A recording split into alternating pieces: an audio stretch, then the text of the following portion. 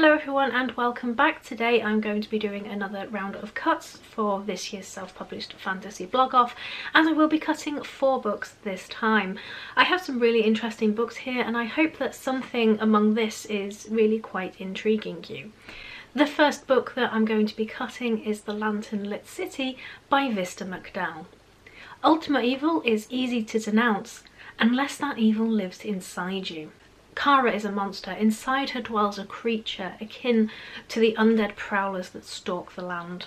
When a mysterious man kidnaps her lady, Kara ties her identity to the task of getting her back. But the road to Riverfen is full of danger. We are thrown into events rather quickly at the start of this book, and there are a lot of characters and world to explore right at the start. Unfortunately, this was just not a book that I really settled into, and I didn't get that far through it.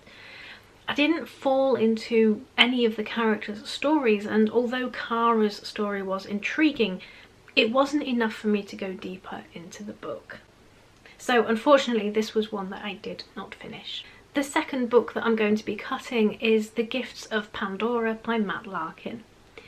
In the final days of the Silver Age, the tyrant god Zeus takes whatever and whomever he pleases. He has already torn Pandora from one home, and when he threatens another, she flees with the titan Prometheus. Despite her bitterness, Pandora begins to find friendship. But Zeus is not finished with Prometheus, and anything that Pandora has already been through pales in comparison to what comes next. I wanted to like this, I really did, and I gave it a really good go. But unfortunately this is a book that I did not finish. The world is interesting and brutal, and this is just what is going to be a small piece in a world that has a much larger scope. There really is going to be a lot going on. I found the shifting points of view chapters rather abrupt, and that they interfered with the flow of the story, and nothing was really fitting together that well. Pandora is a character with a very interesting story, and there is definitely a lot of interesting backstory to explore here. The setting was nicely built, but this was just not a world that I was absorbed by or really got into. The third book that I'm going to be cutting is Privilege by Bharat Krishnan. In this story of privilege and power, Rakshan Baliga will have to choose between the American dream and his own. New York's drug problem is Rakshan's solution. Getting his hands on some WP would give him power, glory, and perhaps the chance to win back his ex. But stealing from the 1% isn't going to be easy, and if he gets it wrong, it could cost him his life.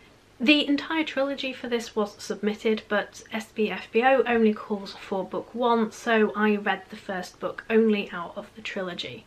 This is a fast-paced read, and it's actually under 200 pages. Things escalate very quickly. One of the things I enjoyed very much was the friendship group that Rakshan has.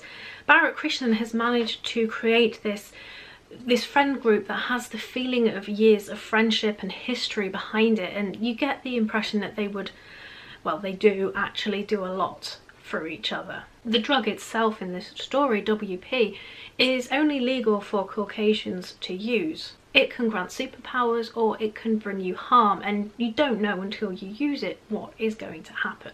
However, one of the things that stood out to me about this book is that there is the assumption that I have any idea at all about the inner workings of the American political system and campaigning. After reading the first book, I really couldn't call this a fantasy story. It's a heist, it's a corporate thriller, it's got science fiction elements. It's not a fantasy story.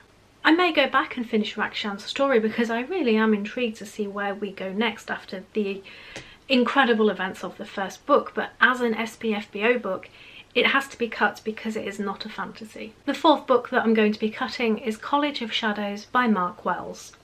Nick feels out of place at Cambridge and its halls feel impossibly huge. But he has more than fitting in to worry about when he is attacked by a creature straight out of his nightmares. Annabelle is still recovering from the loss of both of her parents, and she throws herself into her coursework. After her new friends are attacked by a monstrous beast, she begins to worry that she's cursed. But as Nick and Annabelle plot together to stop this monster, they begin to uncover some secrets that Cambridge would rather keep hidden. As I said in my review for this one, this is the second working class rugby playing lad goes to Oxbridge and then monsters that I have in my group. Books are assigned quite randomly, but this is so specific that it's just a little bit weird. I really enjoyed this one. It had a really good build-up of mystery throughout, and I enjoyed seeing the characters realise that something is really not quite right about Cambridge. I also enjoyed the perspective of some older characters with some experience as the weirdness began to expand. There is a lot of space given over to the minute details of Cambridge and life at the university, and although I really did enjoy this overall, without going into really spoiler territory, we were definitely veering more towards the science fiction than the fantasy. It was still a really enjoyable story, but there are other books in my batch that I felt I enjoyed more. So those are 4 books that I'm cutting, and I hope that one of those sounds intriguing to you. Thanks for watching, and I shall see you all soon.